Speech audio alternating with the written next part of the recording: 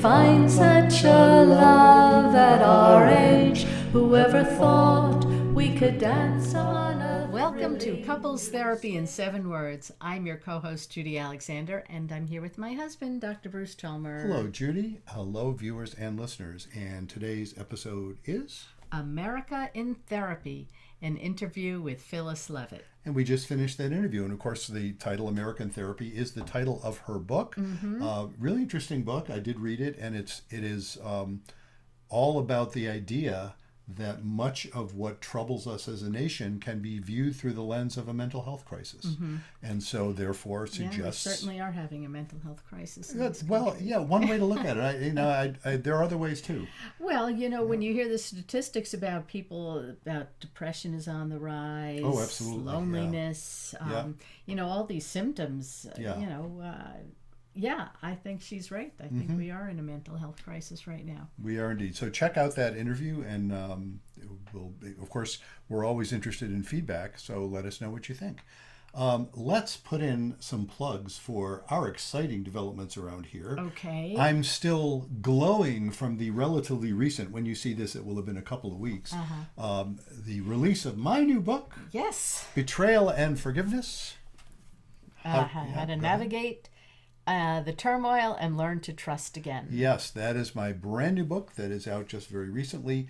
And it's all about, well, actually, we touched on some of the themes in our interview that you'll see when you get to the interview, but it's all about the pain and turmoil and shock and anger and all of the above that people go through when they go through a betrayal. Sure. And so it's how to get through that.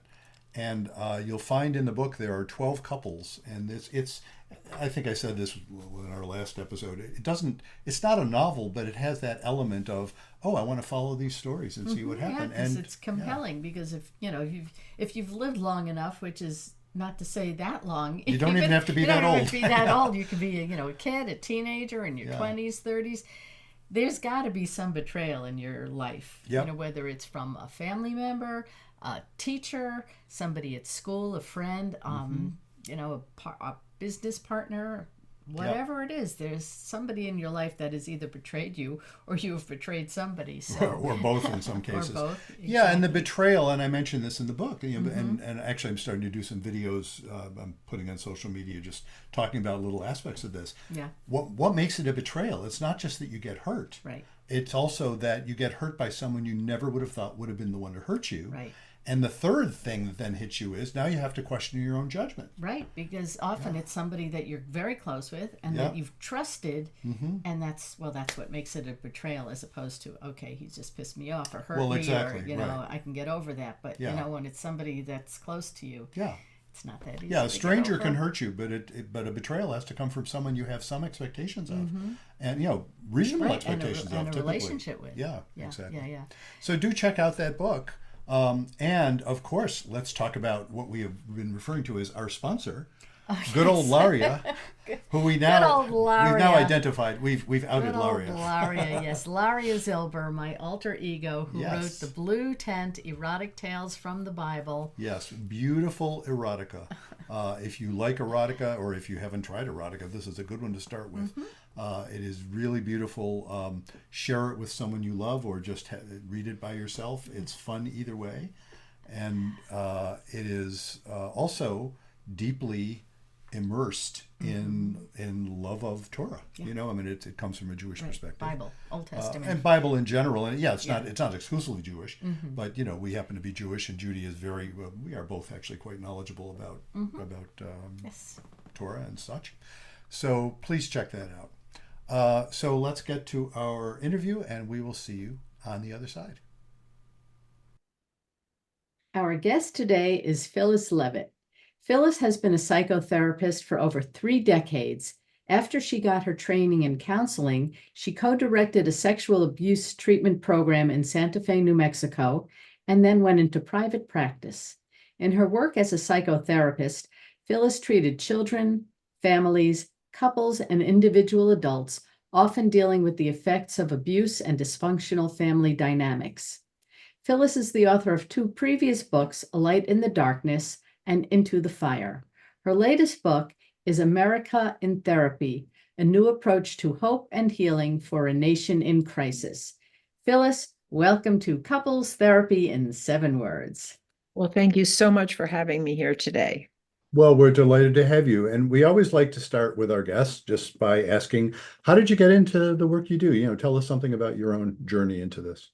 Yeah, well, probably like a lot of people, I became a psychotherapist because I went to therapy myself in my mid 30s, kind of at the, pit of my life, dark times, very dark times. And I grew up, not thinking anything about psychology. Nobody talked about it. And then when I finally did kind of hear about it, it wasn't something that people I knew did. But when I was in my mid 30s, a lot of my friends started uh, going to therapy, and I went too. And it really changed my life to understand that my early conditioning had everything to do with where I was in my present life, where I felt blocked, why I wasn't attracted to the kind of relationship that was healthy for me, that kind of thing. And it was a very deep unraveling process that was life-changing. And out of that, I went back to graduate school and got my own degree and became a therapist myself. And yeah, it was a wonderful. I just retired this summer, but has been a wonderful career. Ah, yeah. So, of course, we want to know about your book, America in Therapy, it's an interesting title. I have to say, I did read your book. So Oh, I did have a chance to read it and enjoyed it and found it really sort of thought-provoking. I'm curious, what stimulated you to write it, and just tell us about it. no, well, thank you for reading it. Mm, Um, yeah, I mean, there were a couple of really big ahas. I had um, trauma in my early childhood, and that was what really set me up to, not really be disconnected from my most essential self and feel blocked in so many ways. And it was very painful childhood for me.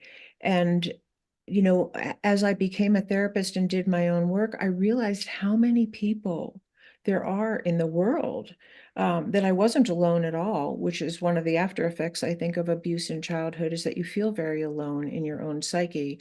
And I realized that I wasn't alone, that there are millions of people like me who have suffered early childhood trauma or any trauma in their life, and many of whom don't have any access to help and never get help and are a mystery to themselves about why they react the way they do, or why they're stuck the way they are, or why certain things aren't working in their life, or why they're in a rage or addicted, or all the things that can happen to people as a result of not getting help for the things that hurt them. So I began to think about, there's people all over the world who are in wars, who are discriminated against for poverty or the color of their skin or their religion or their gender. And they're traumatized people. And we have a world full of traumatized people who are just doing the best they can to survive, and sometimes not doing it well. Um, so that was the first big aha that made me think about writing a book about the effects. The original idea was to write about trauma on a world level. And then as I had more and more experience as a therapist and was studying family systems and working with family systems and uncovering my own family systems, I realized that the dynamics of the family are really what we're dealing with, that there's family dynamics in the workplace and in schools and in houses of worship and in communities and states and in governments, and that the lens of family systems and understanding how family systems work, for better or for worse, whether they're healthy or abusive or neglectful or dysfunctional, that I felt like we really needed that information to understand what was going on in America today. And so I narrowed my focus down to America because this is the country I'm really familiar with, and I can't speak for other places, although I know that many of the dynamics that I talk about are happening all over the world. mhm. Uh, Why and do you so, think America is suffering from this mental health crisis? I think there's so many different factors that have all kind of converged in a perfect storm today. And I think some of them are economic, and I think some of them are intergenerational, and I think some of them are probably, an escalation of the divides along many lines: gender, religion, all of that. But so my lens is the psychological lens. I can't speak for every lens on why we've gotten to where we are, and I don't pretend to do that. But on a psychological level, I think that our families are really suffering.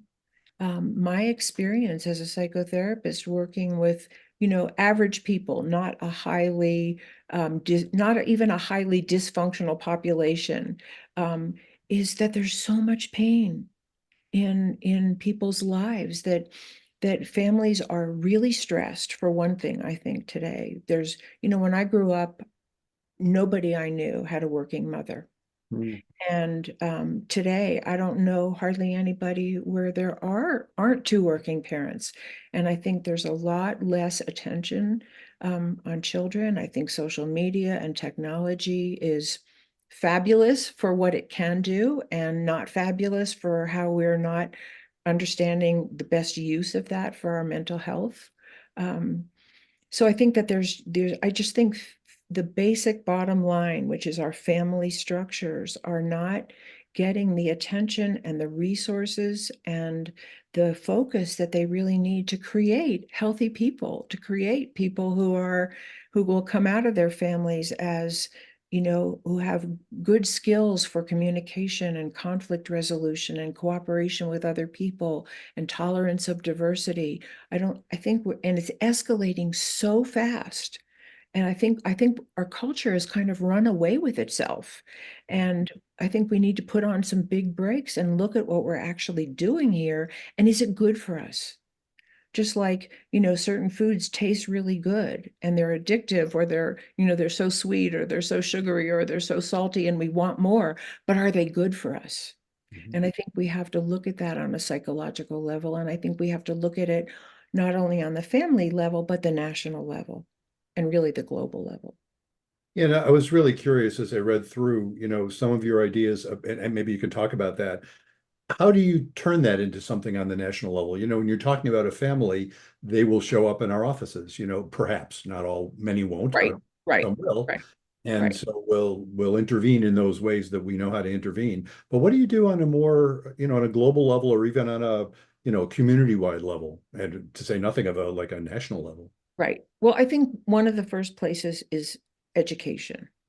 And that's one of the main reasons why I wrote my book, is because I think a lot of people aren't familiar with how dynamics play out in the home, that you can also extrapolate and look at how they're playing out in the country. And if we don't know what's happening to us, it's much harder to address.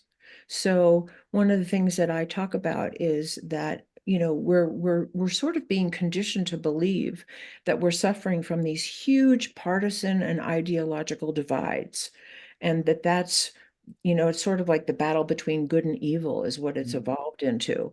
Yeah. And really, how I see it through the lens of psychology is that it's it's not essentially a partisan or an ideological divide. It looks that way, but it's really a mental health issue on a very broad scale. And by that I mean that people who are mentally healthy, who have internalized some kind of restraint and responsibility for themselves, who are committed to, people who are mentally healthy are committed to working it out, or Mm. leaving each other alone in peace if they really can't work it out.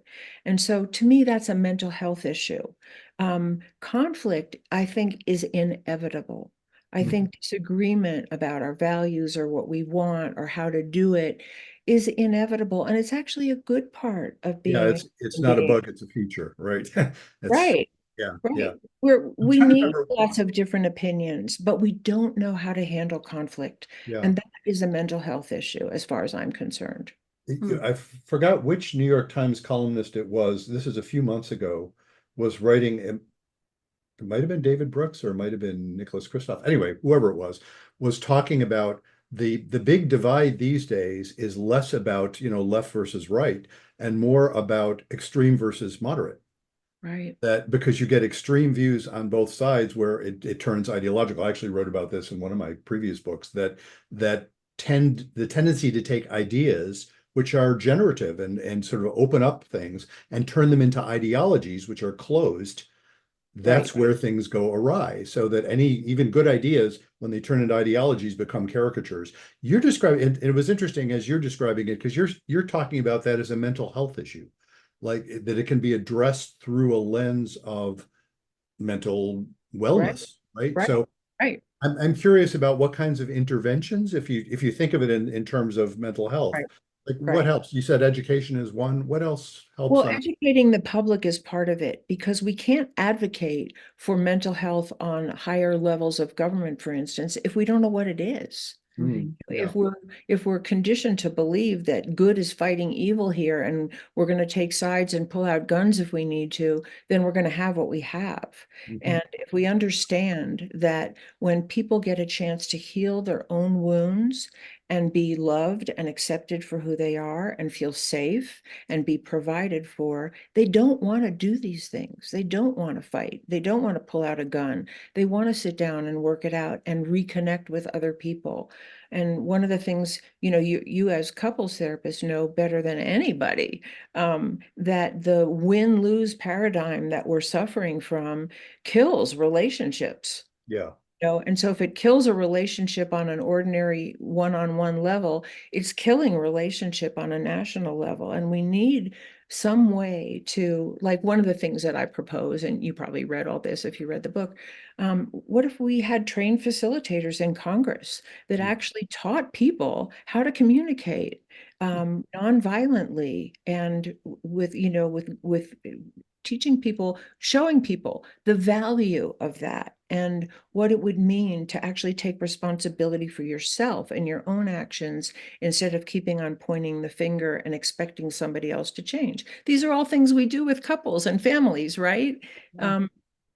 And so taking those principles and applying them to politics, whether we're, writing an article about something going on, or you're talking about when people actually come together to make policy and talk about laws that they want to embody and whose voices are we listening to? In a family, if one person is dictating, what kind of family do you have as opposed to a family where everybody has a chance at the table and people are respected? You know what On I've and on, always you know what I'm found, talking about. yeah, the tricky part of that approach, and I'm not saying it's a bad approach, but there's a tricky part of that one, which is, okay, how do you deal with the facilitators themselves? I think a lot of folks on across the political spectrum would tend to agree, yeah, the problem is discord more than it is good and evil. And yet a lot of folks will say, well, the trouble is the other side demonizes us. Whichever side you're on, the other side demonizes us. We're not demonizing them, but they're demonizing us, which of course is a way of demonizing them. Exactly. So that, I'm imagining those facilitators you could have in Congress. I can just hear folks, I think especially more on the right, I could imagine this, folks saying, oh, those are those liberal psychologist types who are looking down on us and they're treating us badly, as opposed to, well, actually, I'll throw in another author. I don't recall if you quoted several people that are some of my favorite authors, and I'm spacing out on who they are. I don't know if you mentioned Jonathan Haidt. Did you mention him at all? No. Yeah. Do you know his work? He's No. he's a psychologist who's done a lot on what's called moral foundations theory.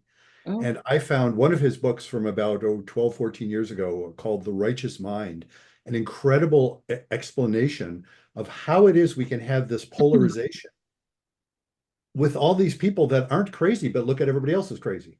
And it's right. because we're looking at different aspects of what's important.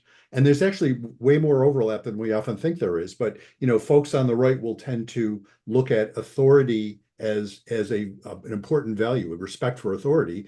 People on the left will tend to look at that.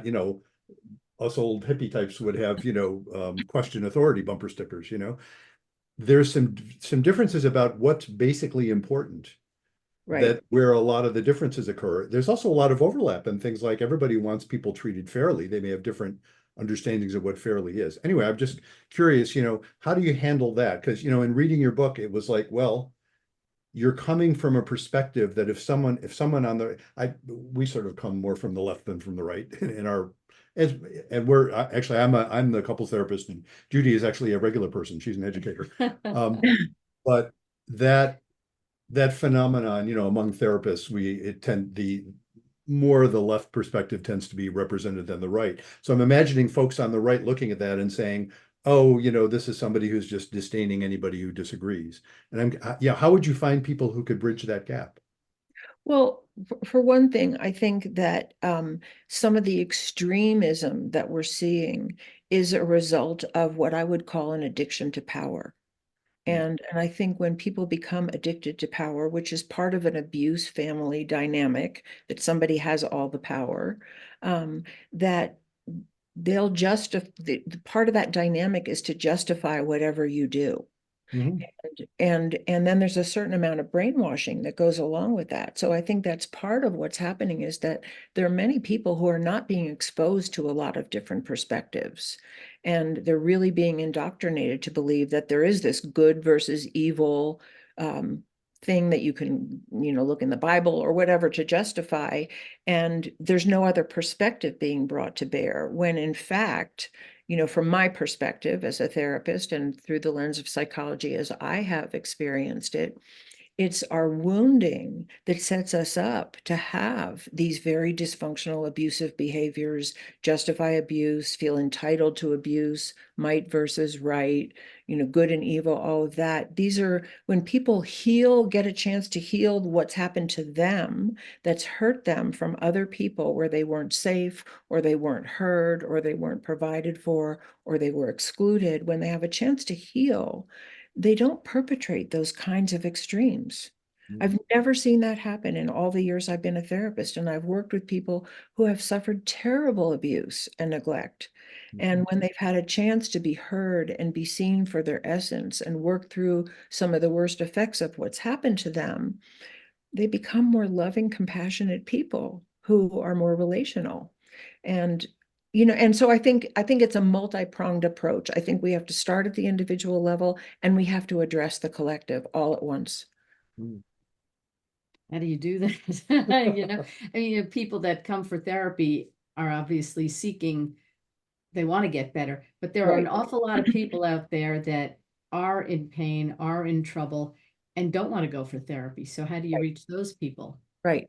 Well, I think we start, I mean, where do you start? I think we start with ourselves and with the people. For anybody, it's the people you can reach, because nobody really knows the ripple effect of, if you're a more compassionate person, you're more tolerant, you look at somebody of a different religion, or wearing different clothes, or having a different hairdo, or different skin color, or whatever they are that's different than you, and you treat them as an equal human being, we don't know what the ripple effect of that might be on that person's life. So I think we just commit to what the reach is that we each have. And and for some people like me, I never thought I would write a book like this, Mhm. ever. Like, I'm an introvert, I'm a one-on-one person, you know, um, but I felt compelled to write it because of my experience, and I felt like I needed to share it. And I think people are actually really doing this all over the country and probably all over the world. They just aren't reaching the headlines. I think Um, you mentioned Braver Angels, did you? I As was just going to bring yeah, that up. yeah. And and actually, when some of my work promoting this book dies down, I'd like to see if there's a Braver Angels group around where I live, because I'd like to participate. And I ended up doing a podcast with someone who's very, very active in Braver Angels. And he said there's thousands of groups all over the country, but they're not in the headlines Mhm. necessarily. So Yeah, I for think those not familiar with it, tell us about Braver Angels. Well, the little that I know is that it's a grassroots organization that's dedicated to bringing people together, red and blue together. And they actually organize sit downs with people of different persuasions. And the thing that I quoted in my book was one of the quotes from one of the participants, who said, when we actually sit down and talk, we're not that different. Yeah, And yeah. so it's really this extreme end of a quest for power. That's one way of looking at it. I'm not saying it's the only way of looking at it. Um, that is presenting it to the American public like it's really the masses and masses of people are on these great divides. And not to say that there aren't people who are, being conditioned to believe in the great divides. But the average person really wants the same things. We all want love. We all want belonging. We all want to be safe. We all want to be provided for. We all want to feel like our children have a future. I mean, I think that those human needs, and if they were addressed in politics, if that was the focus of what we were hearing coming out of Congress, for instance, we'd have a different country. What was the country? Is it Nepal, I think, that has a Department of Happiness? Yes, I think it is. Yeah. Whatever that country is, I've heard of that. And I think we need a Department of Peace and Mhm. a Department of Happiness and a Department of Psychology and, and make psychological understanding, for one thing, part of our regular education. Mm. It's interesting. I just saw an article, I think it was yesterday, uh, might have been in the New York Times. I don't know. It was talking about how in all places you never would have thought, but in Miami and it's spread to other parts of Florida, they have needle exchange programs Wow. and representatives of, Ron DeSantis's government were showing up to learn about it. Wow. And you'd think, politically, Right. generally, the right scorns that idea of harm reduction. Mhm. But what the person who was in charge of this program was pointing out was you have to speak to their concerns, which are legitimate concerns, and show them data. And they showed them data that said there are way fewer needles, lying around now since they instituted these programs. The overdose rate in Miami, that area, and they can't prove it's just from the needle exchange program, but it was far less of a spike than in the rest of the country. Oh, And so, they're showing people data because people are actually genuinely concerned. People who look at something and are horrified by it, nevertheless, still have common concerns with people who are advocating it. They both want to save lives. And it's fun. That was another thing the head of the program pointed out. When you're talking to Republicans, stress the pro-life aspect of this. You have to save people's lives in order for them to then heal. Mhm. And that was very persuasive to a lot of these folks that, people on the left wouldn't have expected would be into it. So, I look at things like that with a great deal of hope. It's like, wow, there's room for common cause here. right. And that is hopeful. And I think those things are actually happening all over the country. Mhm. In different ways. One of the things that when I did, a certain amount of research for my book, and one of the things that I came across is, and I don't have the figure in front of me right now, but the enormous number of people who volunteer their time in America to help other people, Mhm. more than 50%. I mean, Yeah. it was just, and who give money to help people in need. And so all of the, like our hearts are there. And I think Mhm. people are just waiting to have stronger messages coming from places of higher authority that speak to that. Yeah. Yeah, it's interesting. It's one of the things Jonathan Haidt likes to point out about that very phenomenon of people giving. If you look at look at how people operate and look at a dichotomy between people who are universalist in their view and people who are particularist in their view.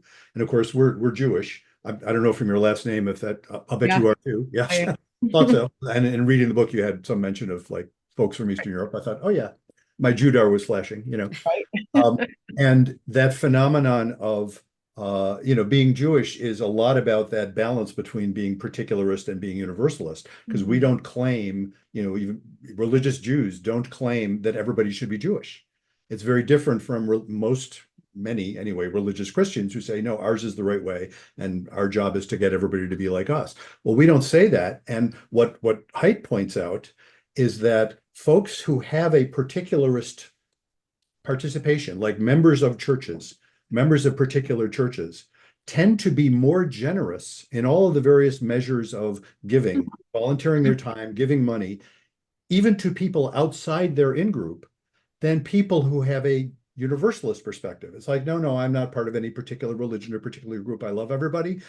Yeah, that's lovely, but they don't give as much. Mhm. And I always find it interesting because that phenomenon of, I should love people close to me and I should love everyone. If I don't love people close to me more, I'm not going to love everyone else very well either. You know, that's a natural phenomenon. The notion of, yeah, we are tribal. We need to have loyalty to our tribes, and yet we also need to have loyalty to the collective good of all. And it always fascinates me that, religious folks who non-religious folks tend to think of us, oh, they're nasty. Religious folks tend to be much more giving than non-religious folks. Hmm. Even though religious folks, if they're fundamentalists, they can be very nasty. Right. But it's But they just a give. but they give. Yeah, that's an interesting phenomenon. That is interesting. I wasn't aware of that.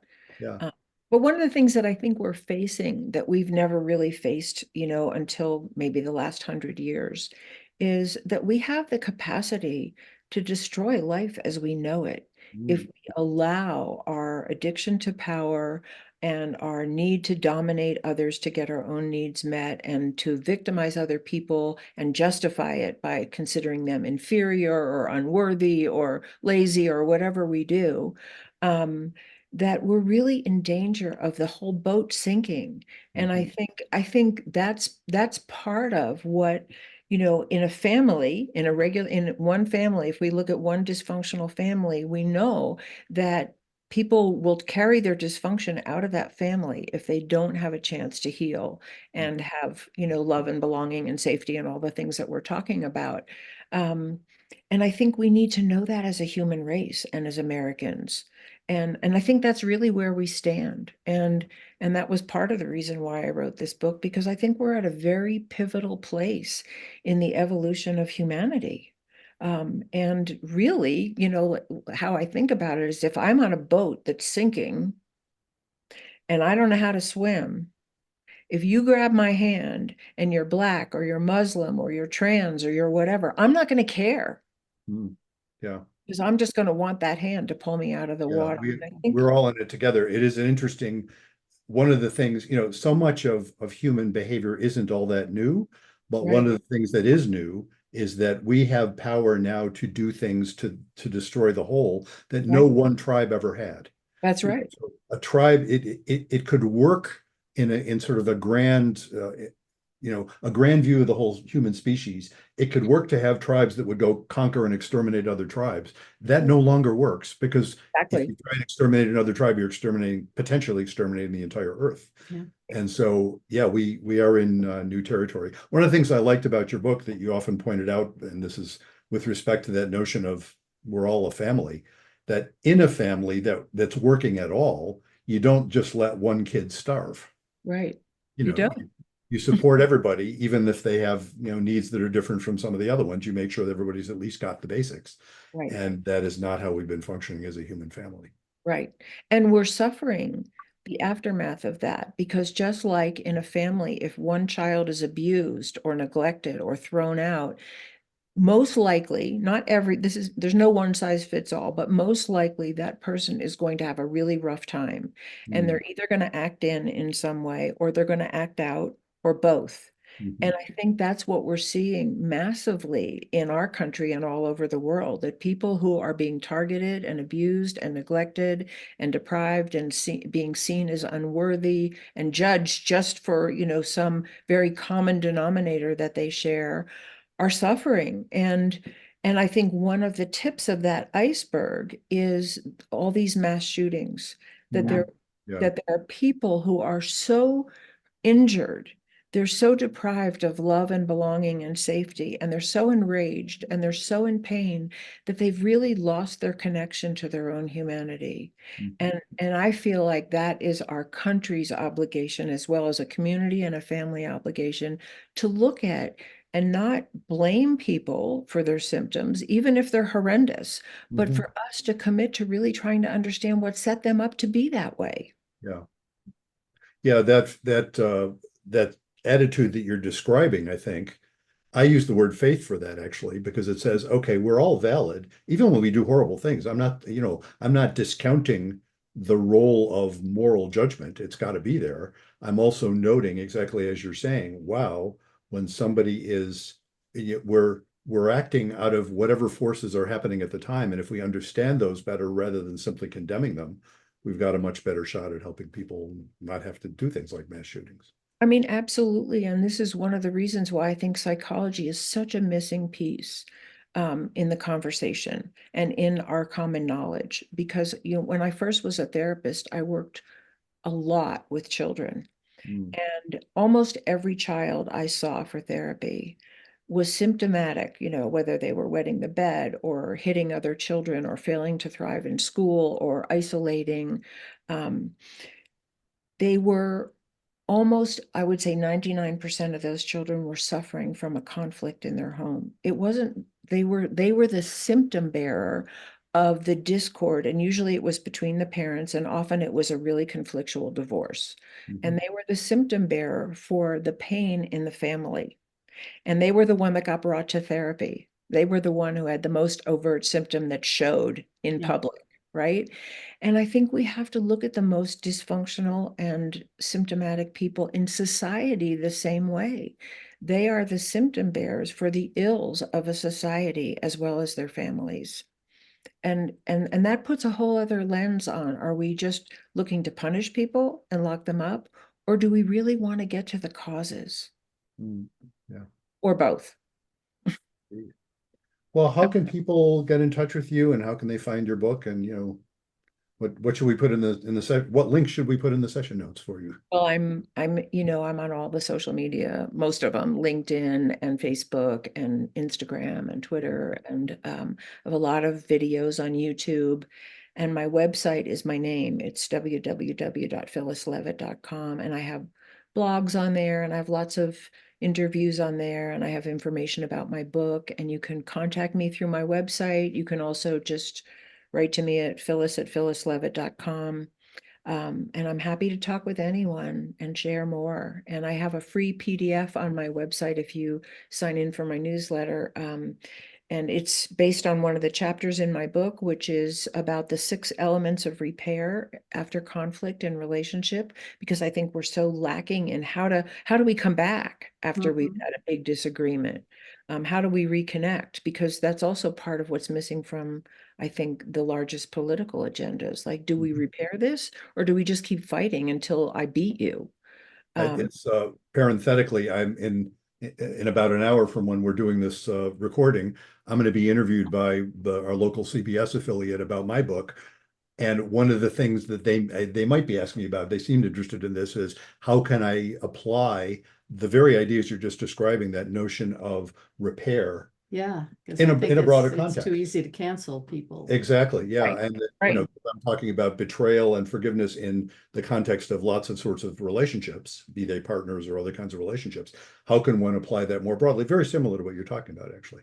Yeah, and I have a whole chapter in my book on that, and that could be applied in Congress and government and schools and businesses. It could be applied anywhere. It's just basic, really functional, healthy human relations are, and they're basically based on us taking responsibility for ourselves. I had a instructor in graduate school in a couples therapy class, and one of the things that he said that I've never forgotten is that the couples who do the best from therapy are those who learn to take responsibility for themselves Mhm. and their part in whatever's going on. And I think that's just true in human relations, period. Um, and what's your book? I'm just curious. It's oh, here it comes. But yeah, betrayal and forgiveness, how to Oh, navigate the turmoil and learn to trust again. Just came out a few days ago. It was just published. beautiful, beautiful, needed. I hope so. I think so. Yes. That's why I wrote it. Well, thank you so much for doing Yes, this. thank you. So again, Phyllis's book is America in Therapy, a new approach to hope and healing for a nation in crisis. Thank you. Thank you so much for having me. You guys are wonderful. Thank you. Our pleasure. Well, welcome back, and nice that we had Phyllis on, who's going to help us heal that nation. Absolutely. And Lord knows the nation Thank you, needs Phyllis. healing. We sure do. Thank you, Phyllis, indeed. If you have any comments for us or suggestions for us, like such as, for example, suggestions of people we should interview or books we should review or whatever, just topics you want us to talk that about. you think that might be a good topic for us, or if you think you would be a good guest on our show, All of you the can go above. to our website, ctn7.com, and that's the numeral 7. Do not spell it out. So CT as in couples therapy in 7.com. And when you go there, you will see it's easy to send us a message. And one of the ways, I think there's a way just to send email, or you can just email us, Bruce at ctn7.com or Judy at ctn7.com works as well. And if you want to do that, I've been suggesting to folks, if you want to record something by way of feedback, Yes. or record something you think we might enjoy enough to actually put on our show, feel free to do that. We would love to have that as well. A couple more words for, you were going to say something? I think? was going to put in a plug for the other 2 books. Please do. Okay. Bruce's other 2 books. It's Not About Communication, Why Everything You Know About Couples Therapy is Wrong. And then the book that started it all, at least it spurred our podcast, Reigniting the Spark, Why Stable Relationships Lose Intimacy and How to Get It Back. We've been doing this podcast now for 4 years I know. Can you believe it? and having a ball. Having a ball. We've And I had think- wonderful guests. I forgot what number. I think this episode is number 165, I believe. Wow. Somewhere in close to that. So we've done, and they've just been delightful. And I always tell folks, why do we do it? Well, we do it because it's fun. I think we're offering something really helpful, and I'm just so delighted to be doing it with you, which is why I wanted to start it with you in the first Well, place. that's true. Yeah. Well, it's been a lot of fun for me too, and we've met some wonderful people and had great guests on, and I've learned so much by doing it, so I hope you have too. Yeah. So let us know what you think. And of course, do the stuff on social media that lets people know about our podcast. Now, follow us, subscribe to us on your favorite podcast platform, rate us, leave a review, and just tell folks about us. That's how people will find out. And so until next time, Remember, be kind don't panic. and have faith.